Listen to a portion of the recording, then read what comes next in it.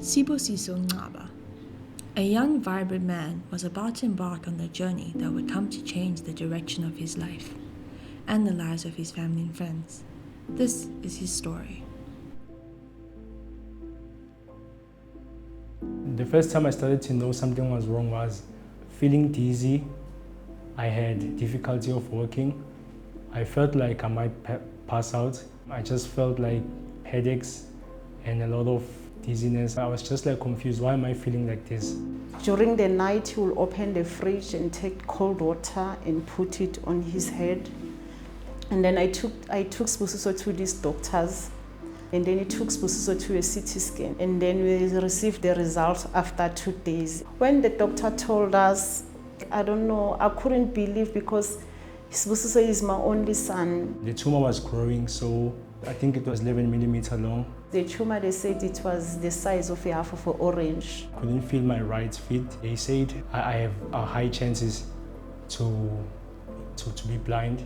My life before the tumor was great. Life was amazing. I used to do a lot of sports and I enjoyed making music in the studio, and that's how my life was. My life was normal. I even went to an academy. They told me that they're gonna do a surgery because they think I must do the surgery immediately because it's in the wrong place. They said it's in the middle of the blood there, so we must do it so fast because it's gonna kill him if we don't do it now. When the day came, they just took me to theater. I was scared, nervous, and I used to think that I might die. My surgery was 8 hours long. It was complicated. I reacted during the surgery.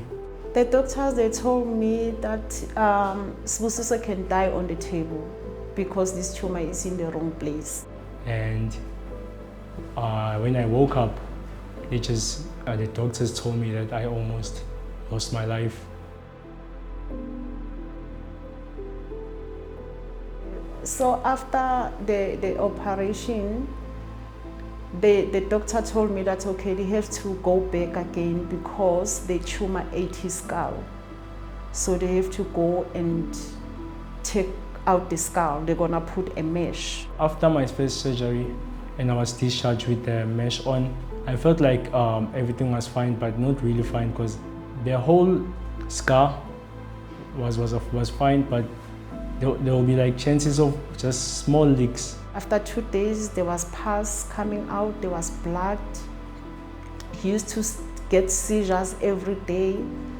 And then after that, after a few weeks, they told me that he must go back to a surgery again because there's infection again. I started having infections and I was just going back and forth in theater for like 11 times. And then the doctor just told me, like, let's just remove the mesh and we're gonna leave him without a bone, and then we're gonna call you when we have a plan. And then I asked the doctors, but this is not a life. How can he survive without a bone? And I was so scared that I might bump into something and wrong things might happen. So I was so scared because when I touched my head, I could feel my brain like a bump, like a heartbeat bump on top. So I was so scared and it was not a great feeling. So I stayed like that for like, I think 1 year, 2 months. So the doctors, the Dr. Powati called me and said he organized an implant for my son. So I must come back on Monday so that they will tell me when are they gonna put this implant. I went to theater again. They performed a cranioplasty on me.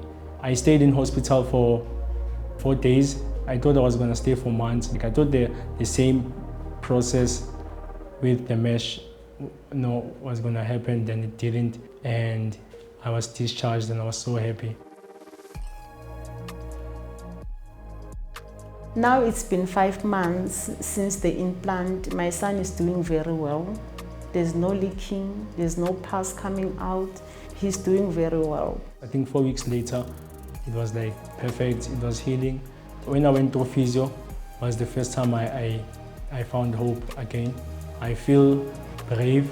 Sometimes I think back and be like, I cannot believe it's me, like going through that and managed to survive. You know, I feel strong, and my family was so happy. Even now, they're still happy I'm alive.